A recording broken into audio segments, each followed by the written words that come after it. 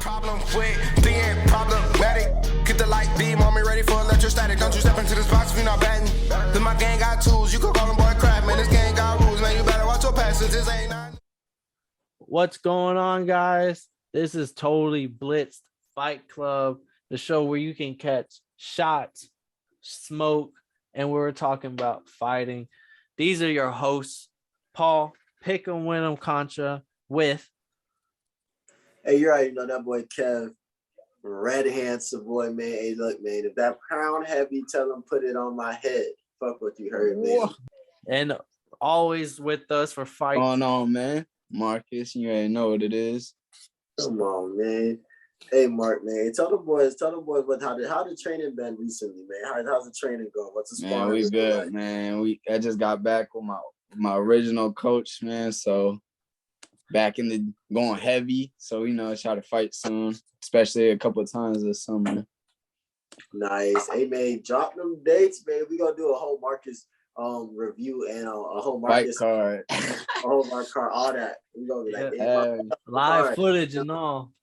Bet, yeah. I'm vlogging out there. Hey, big vlog. Yes, sir. Yeah, well, y'all talking boxing. I haven't really been dabbling my toes in boxing this week or weekend. What's been going on? Because I feel like I boxing world moves so fast. I feel like if I'm not there for a week, something's happening. Yeah, for sure. From what I see, there's a lot of shit talking going on. There's a lot of big fights on the way. You got Spence, Ugas, you got Haney and Cambosis. There's another good one. Who else coming? There's another good one on the way. Next weekend we got Triple G return. We got Ryan Garcia returning. Garcia, eyeglass. Yeah, love him or hate him. Yeah, for real. But his comeback fight next weekend. Triple G's comeback fight next weekend. But what's up with the beef between Spence and Ugas? Well, that is a big fight. Oh, is it? I think April 16th. Man, that one's gonna be a big fight. 3 belts on the line. The winner should fight Crawford. That's what everyone's hoping for. It would only make sense to unify all the belts. But Ugas ain't no scrub, boy. Like Ugas is really be getting out there. No, Ugas is nice. Pacquiao? Yeah, he. Well, they kind of had the same belt, but yeah, technically he did take his belt. They kind of pretty much had the same belt though, but boxing is boxing. That's the boxing world for you. Yeah, they both had a WBA belt. So like he ended up like Ugas had the WBA regular, and then Pacquiao I think had the WBA belt. So they pretty much fought for like damn near the same belt, but. Ugas is nice because I remember when he fought Sean Porter. I was scoring that fight actually. It was a couple of years ago, and Sean Porter won. But man, when you watch that fight again, Ugas put the hands on him. A lot of people had Ugas winning on points, but he's a nice fighter. That's how I got introduced to Ugas. I missed that. I watched the fight after Ugas. He fought some dude and I want to say it was the undercard for Pacquiao and Broner. Okay. But, by the Pacquiao Broner, Pacquiao Thurman, one of those. He was on the undercard, and he gave bruh some work, and we was like, damn. I kind of low-key like the Nazis was giving more respect to Sean Porter for working on Ugas like he did. I mean, not working him, but being Ugas gave him a lot more respect to Sean Porter because that's not no easy task, kid. Like Ugas, where's he from? Boy, from like Nigeria, Cambodia? No, he from Cuba. Oh, yeah. He one of those dark skinned Cubans, man. Because I think he's straight Cuban too. I think he's from there and everything. Well, what about y'all said some other names that caught my ear. Y'all said Cambosa and Haney. The people listening right now at home and they don't know who these two boxers are, who is Haney and who is Cambosa, and why should we care that these two are talking and now about to fight? What happened? Killer Veg, you got it. Cambosis is that he just came off a huge upset win on Teofimo, took all his belts, the unified champion, got all 4 belts on him. Damn. And Teofimo beat Lomachenko now. Lomachenko was he was number 1, number 2 pound for pound going back and forth with Canelo at one point. Okay. Yeah, definitely. Teofimo was a dog, man. I'm a big Teofimo fan. And then who's this Haney guy then? If Why is he get the fight for these 4 belts? Let's put him next in line. Haney? Not for me. I'm talking about the people listening who don't like who might not know about boxing. Why is Kambosos and Haney like? I see why Kambosos is walking the walk. He just walked off with 4 belts in his side. Devin Haney is a fucking problem. Don't get me wrong. He's in a loaded division, and there are a lot. He's probably like if there's a top 5, he's probably like top 5 or 6. But like, Devin Haney is an issue, kid. Like his fights, he's the only person that's posting his spars and stuff on Instagram, YouTube, motivating people. But he's a problem. He's a young prospect. He's still growing, still getting better. His dad's his trainer. Like Devin Haney's the truth. Devin Haney is like low-key only gonna grow more and more. Does he have a belt yet, or is he still? Is this one the one he's gonna get him at? This is where that shit gets tricky. Typical boxing bullshit, bro. So Devin Haney has the WBC belt, but it was only because Lomachenko vacate that belt so he could I forget if it was either for him to because Devin Haney was the mandatory for Lomachenko, I'm pretty sure, for the WBC. And I think Lomachenko was gonna fight.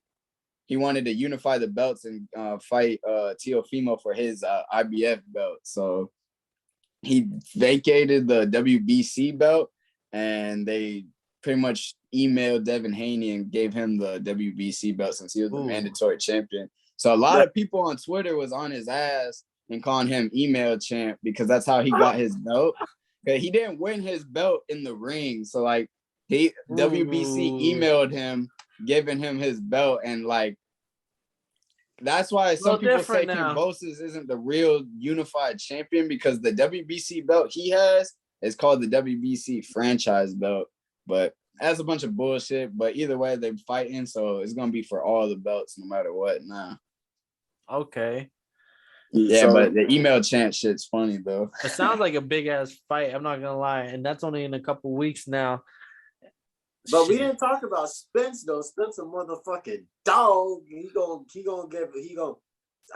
got winning that fight. I'm not gonna lie to you. Spence is a dog, and after this fight, Crawford, you next. I'm telling you, like I need to see that fade before they get too old. Yeah, I'm hoping that fight. I don't know how fast Spence is gonna bounce back after this, depending how it goes, obviously. But I'm hoping that they can fight at the end of the year or at the latest the beginning of 2023. But if they could fight at the end of this year, man, that would be perfect. Because that's gonna be perfect for real. Yeah, I think Crawford is about to sign a deal with PBC, so they'll be under the same promotion company, so it should be able to work out now, because that's what was holding it before. I fuck with PBC too, but I think Showtime's the finest, but like I fuck with PBC. Well, PBC works with Showtime and Fox, and then Showtime. There's a bunch of crazy shit. We're gonna see. So April is gonna be keep for the lookout for April. A lot of big fights are coming. We're gonna talk them. We're already stirring the pot a little bit. That's all in the boxing world. Onto the UFC world, there's a couple storylines as well. Every fan favorite, everyone knows and loves, even if you don't know UFC, is Nate Diaz. He went on Twitter. He told Dana White to release him. He said, "I'm sorry I have to ask online, but you don't give me a fight ASAP. I got shit to do." Followed that up the very next day with motherfuckers be crying because they don't get dropped by the UFC, and I can't pay out this bitch. So he definitely wants to fight. Nate, I don't know what's going on with the UFC, but that was he might. A lot of people are alluding maybe he fights Jake Paul, and Jake Paul is giving him a lot of money if they box, and that might happen, and that might be why he wants out. Who knows? Maybe it's just because he's done this before. He doesn't like Dana. He doesn't like the upper brass. He just likes to fight, and maybe they're not doing it quick enough. Hey, Nate Diaz is a thug kid. Like that boy just wants to throw hands. He don't give a fuck about nothing else even slightly. And like, I like it, man. Regardless of what he do, man, get that boy a fight and let him go. Stop slowing up his career. He don't got too much. He understands that he's older. The young man's sport. You feel me? That boy was on fight camp when Didn't he win Ultimate Fighter like what, season 4, season 5? Like, yeah, like back in 04, 05. Like, season 27. Like, these motherfuckers get that boy a fight and let him go do his thing. Keep trying to hurt some shit and try to get paid for it. He might be trying to fight Jake Paul for real, because I think Jake Paul's announced that he's fighting in August. Money too. That's right up. That's like $5 million. They be paying some fat contracts. Love of a hater, Jake Paul. He does pay them fighters a lot of money to be on that court. But that's the problem, though. I think Nate Diaz has to be out of his contract, though, or unless Dana White negotiates with Jake Paul, and I don't think Dana White's gonna do that. He don't. Nah, not slightly. That's why I thought the only reason the Jake Paul rumor makes a little sense is because of that second tweet the next day, which I can't buy out of this motherfucker. And the only reason I could see you wanting to pay 100, 200,000 to get out of a contract is if you have guaranteed money waiting on you if you can get out of it. Yeah. But they tried to hit a game winner just now. They lost 119 or 120 in OT, but damn boy. The Bucks won? Yeah, it's crazy because KD almost hit that same shot. Unfortunate for the Nets, but they were heating for. But another story is this is a big one because this is a title on the line right here. Is a Brandon Moreno claiming Davison Figueiredo, God of War, is running from a fourth fight. The UFC top brass told Moreno, "Don't worry, it's going to happen." And he said yes to the fight. Figueiredo has yet to say yes to the fight, which makes Moreno feel like he's running from a fourth fight here. Especially now, we're going to break down the card in a little bit, but Kai Kara France just won this weekend over the number 2 ranked Askerov. And he called out Figueiredo, and Figueiredo says that he would want to fight him in July, and he's down to do it. So basically, July is the same month Moreno and him were supposed to fight. UFC's already said they will fight. So now that this is a little bit like that's one of the big storylines going on. Is Figueiredo running from a fourth fight? Does he have a right to run from a fourth fight?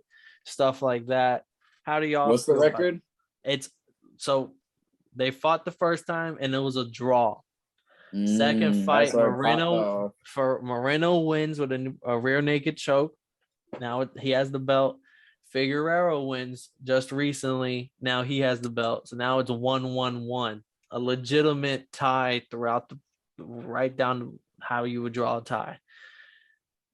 A lot of people are saying, is this a fight you want to see, or would you rather see Kai Kara France fight because he's exciting right now? He's riding a big wave, stuff like that. I would want to see the fourth fight personally, just because it is a tie. The UFC came out and said it will happen, so like I'm already okay with it. He doesn't want to lose that belt. Yeah, I think Kai Kara France can wait another month or 2, or maybe 3 months, and fight the winner of this fight. Kai Kara France is riding a hot wave. He did just beat the number 2 ranked and a former champ right before that with a first round knockout. And he's a New Zealand kickboxer that came over with Izzy and Dan Hooker and them. So like he's kind of like that he has the push. But how do y'all feel about like this big? I know Kev knows this fight too. Like this is one of the fights that even if you don't like UFC, is like wow, like those fights were exciting. Yeah, this fight was actually on one of the first cards that I watched. I actually had a fight night at my house. And then we did that. And I didn't understand like what was going on until they told me the story. I just saw 2 people that looked like they didn't like each other. So like everybody wants to see the fourth fight. There's no problem with the fourth fight. I understand if you don't want to fight the same dude for the 4th time, but like it'd be like that sometimes, bro. Go out there and prove somebody. We got to figure out who's better. We really don't know.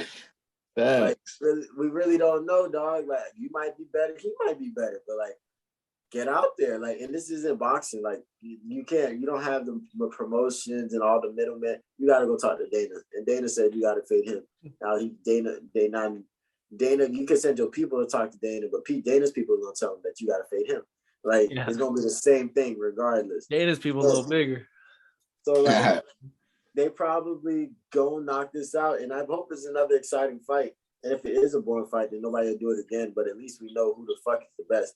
If it's another draw, we just gonna pretend like all 4 of them didn't happen.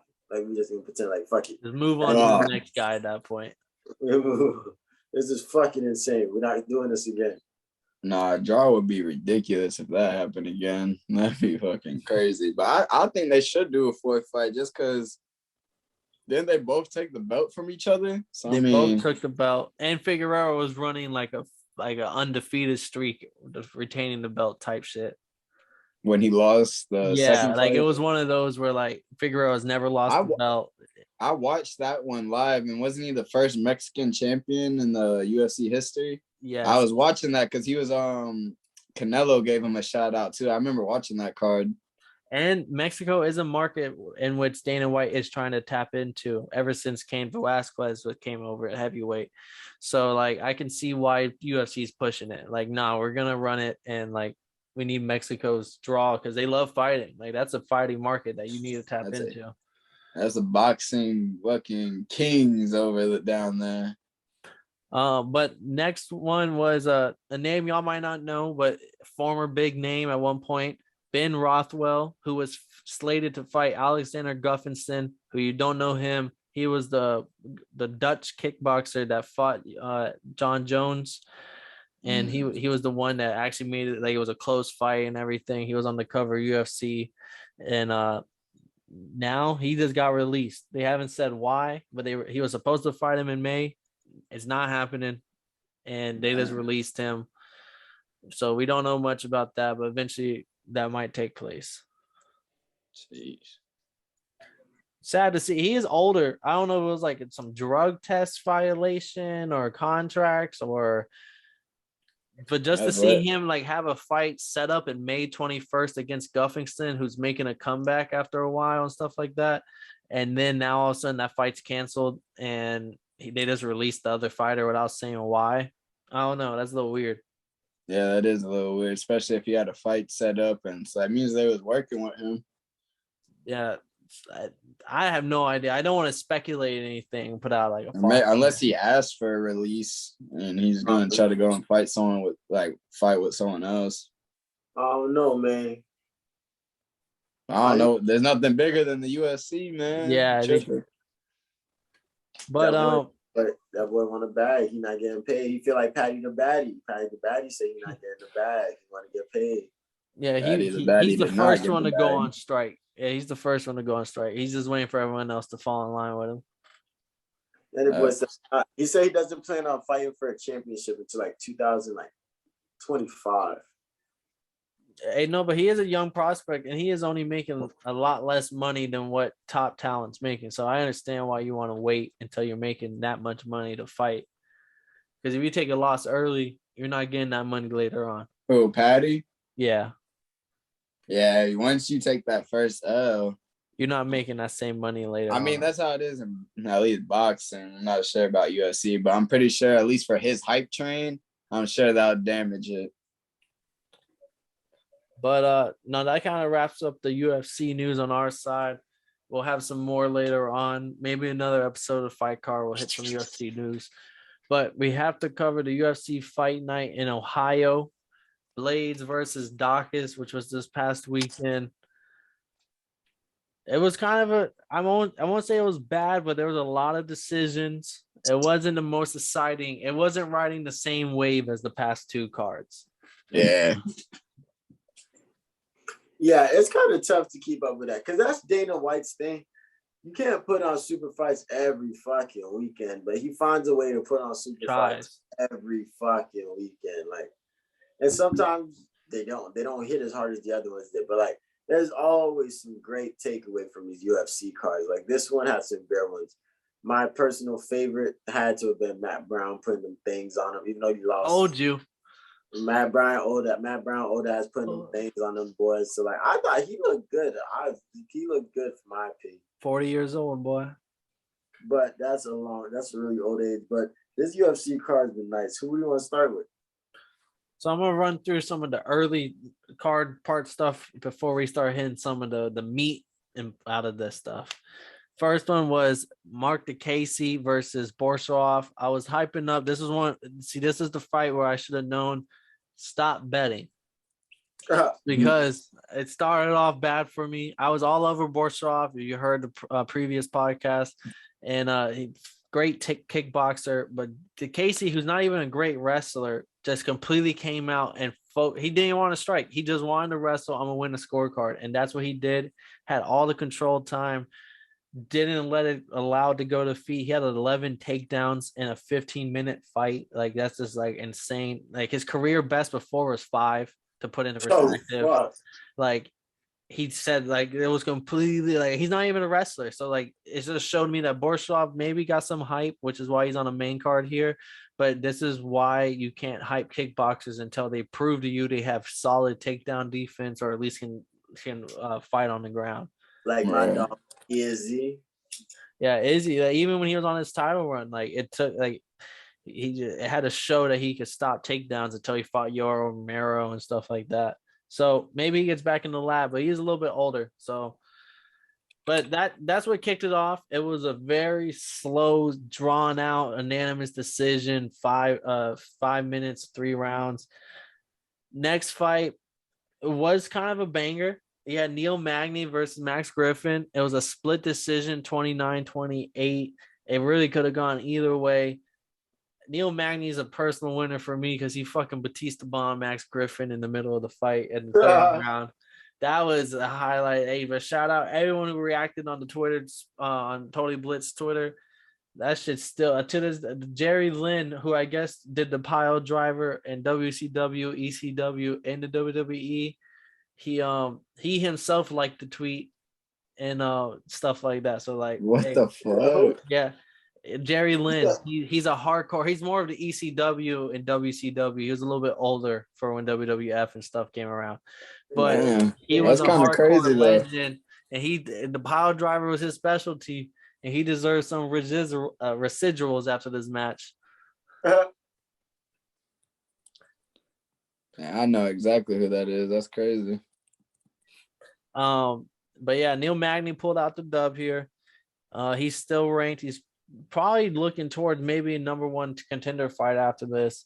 But onto the meat out of the meat and potatoes here. We had Askerov, who was the number 2 ranked fighter here, who was undefeated, 14-0, losing to Kai Kara France, who is now, who we talked about a little bit earlier, in the air for maybe a title fight against Davison Figueiredo. He was ranked number 5. He knocked out Cody Garbrandt, who is a former champion himself, in the first round before just beating Askerov. What weight is this? I believe 125, which is flyweight. Okay. So, but he is a kickboxer as well. This fight stood out to me personally because there's another one. Like I kept doubling down on my bets, and Askerov was a big known fighter. And like he was a big favorite, all that stuff. And I kept picking him and he lost. I lost a lot of money. He's a great grappler. Like, and then never went to, the first round he got his back and had the body triangle for the whole 5 minutes. Even when he stood up, he was still on his back, couldn't get him off. But after that, maybe he was tired or whatever. But Kai Kara France takedown defense seemed elite. He couldn't take him down. Every exchange, Kai Kara France was bang, bang. They kept wobbling him. And the moment you're not afraid of the hands, it's over. What do y'all think? Hey, that's my man's Evil Kai, dog. And that was a close-ass fight. It was unanimously 29-28. Bruh got the first round. My dog Evil Kai got the second round, and Evil Kai closed out the third. But that was a close one. Like, the boys was battling out, and, like, he wasn't giving up. Even when Evil Kai stand up on him, because his name is Evil Kai. Evil Kai stand up on him, the bro was not getting off his back for nothing, like, even slightly. So, like, that was a good match for them, good hiccup. And, like, I like seeing the reaction from Izzy. And Izzy, that's, like, his homie. So, like, Izzy was in that bit, like, damn. Good shit going crazy. So that was a good hookup for them. And like New Zealand stand up. After you beat the number 2, this is what I always think is cool about rankings. I don't like rankings. I think rankings don't mean nothing. That's just people's opinions. But I always like the fact that once you beat the number 2 guy, that means I'm number 2 now. Yeah. So like, Hey man, I'm gonna need that title shot coming soon next year. It might be there too. Knowing that it is an upset, like it's looking like he should get the title next. That's a pretty big win. But what about Moreno? Brandon Moreno, yes. this is the fight we talked about a little bit earlier. This is where it gets a little bit gray. It's not just black and white because I see where both sides have a title shot. That's why I think he should just wait to see who wins out of this fight. And get the winner, because then there would be no like controversy. There would be nothing to talk about. There's no rematch clauses anymore. He goes out there and wins. But UFC is in Dana White hands. It's his world. Yeah, his fucking world. That's why he's a GOAT. Before you take that bong rip, Kev, we got Matt Brown and Brian Barbarina. The fight I said would be the fight of the night. That's why I couldn't give it to anybody else, and I was right. How was this war? I was not expecting it to pop off like that. The OG, I won't even say he's a young bull, but the OG versus kind of the next kind of same stature. Like, oh, I'm going to be kind of a journeyman. I got nothing but respect for them boys after this fight right here. Like, they duked it out like men. Like, that's the best way to explain it. There was tactics, there was skill, but at the end of the day, them boys threw some motherfucking hands, and they threw them bitches back and forth and back and forth. So shout out to them boys. I respected this fight. I was at the gala watching this fight, and like every 10 seconds, I was like, yo, and like, bro, the way they was weaving and ducking and dodging, they was just duking it out. Like that's what you want to see. Like that's what a lot of people paid money to go see. And like Matt Brown shows it. Like he gives no fuck about age. He gives no fucks about none of that. I'm in the ring to fucking fight. Once the octagon closes, 40 what? That was a good fight. He didn't come out with a W like I thought he was. Like I was hoping he would. But that was a good fight. That was the two grown men duking it out. Like you can't get no better than that. Definitely fight of the night. And Barbarina, it was split decision, and it was in Matt Brown's backyard in Ohio, where he's from. Hey, man, technically he still won for real in the fans' eyes just because of the performance he put on at, 40 years old, man. You still got to applaud that. Yeah, but hey, he went to war with him, and this is why, because I knew Barbarina wasn't going to back down. Even when he was wobbled, he kept walking forward, and that's what I like about this fight. They both were just standing their ground, banging.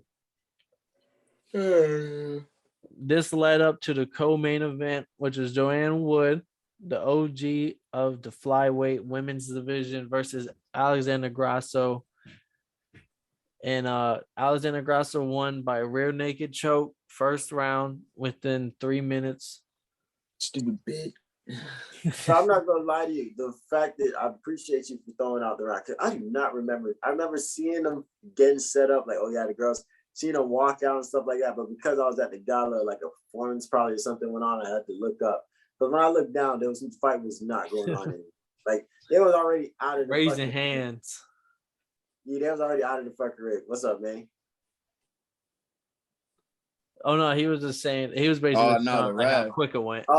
Yeah, that's the ref jumping in that bitch. Yeah, immediately, like motherfucking.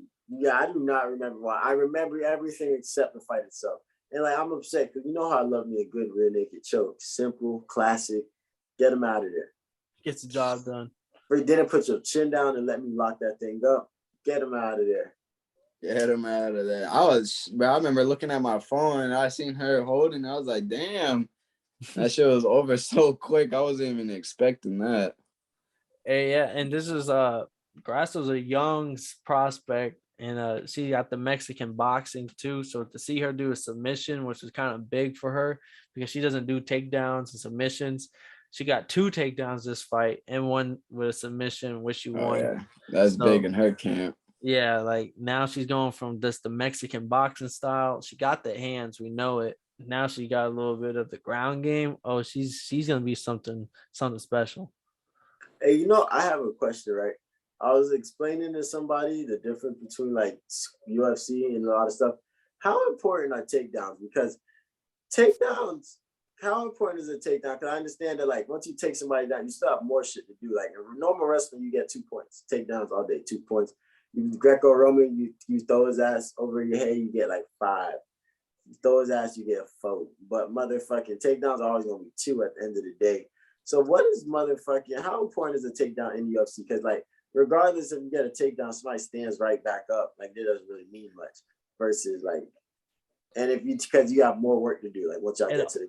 It all depends on the judge because it's still opinionated like boxing. It all depends because there's like 5 criterias that are supposed to be judged in UFC. The first one is like striking and ground game. Second one is like pace. Third one is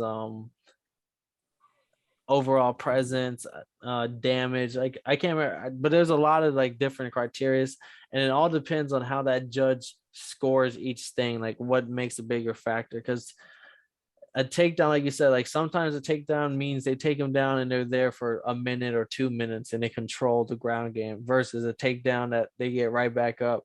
Some judges might see it more like wrestling, whereas, oh, he took him down. That was just as significant as like a significant strike, as like a big overhand right, just because he like outscaled him. So like, that's where UFC judges get very, it's gray. It's very hard to judge sometimes because it's hard to tell what they see. I would say though, it's very significant. Like, if you get a takedown and you control him, it rewrites the narrative. Like, you can be getting outclassed on the feet for the first minute and a half, but then you get a takedown and then you're on top of him for a minute and a half.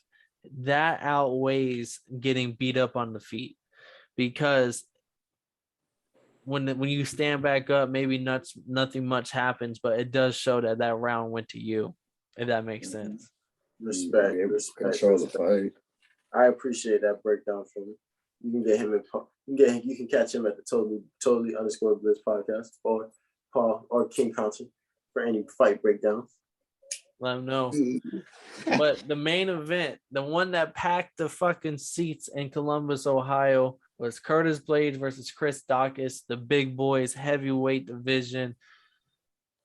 Curtis Blaydes getting the second round TKO knockout. And I was saying it's all about the takedowns. He's a great wrestler. He didn't even try one takedown, completely won it on the feet. It was kind of slow early, but second round knocked his ass out. He didn't knock him out, but he dropped him and then kept punching him, fight over. And stop sleeping on Curtis Blaydes. He's only lost to Derrick Lewis and Negannou. There's no one else. And those are both elite fighters. Might be the only guys who can beat him. Fact. That heavyweight division has a new person on like every fucking card. Like, the heavyweight division in UFC is deep, and the boys is brawling. Yeah, Negannou, Lewis, Stipe probably coming back, Blaydes, Aspinall. It wasn't the guy who beat Lewis. Which one was that? The Shui guy? Gain. Tuivasa and Cyril Gane. Oh yeah, that's not bad. That right there is like 9 names off the top. That's a packed division. But with this fight, Dawkins was the next. He was supposed to be coming up too. Blaydes kind of stopped that hype train. Blaydes, he's kind of lost to Ngannou twice, so he can't fight for a title. He's kind of in that Kobe Covington predicament. But he might fight maybe Aspinall, maybe Tuivasa. If one of those fight happens, is that something y'all looking forward to? They got to happen at this point. They might have to throw the interim championship off the fact that Ngannou is off for surgery right now, so he has to take some time to heal. Like, I want to see any motherfucking I want to see any possible what's the word for it? Any possible heavyweight matchups, because even heavyweights are good, like, and they're willing to bang it out and brawl.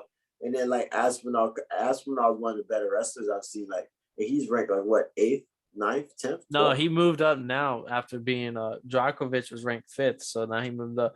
I think a better question I would have though is out of Curtis Blades, Tuivasa, and Tom Aspinall, if an interim belt was implemented right now, who out of those three, you only can pick two, would you want to see fight for it? Well, say the names again.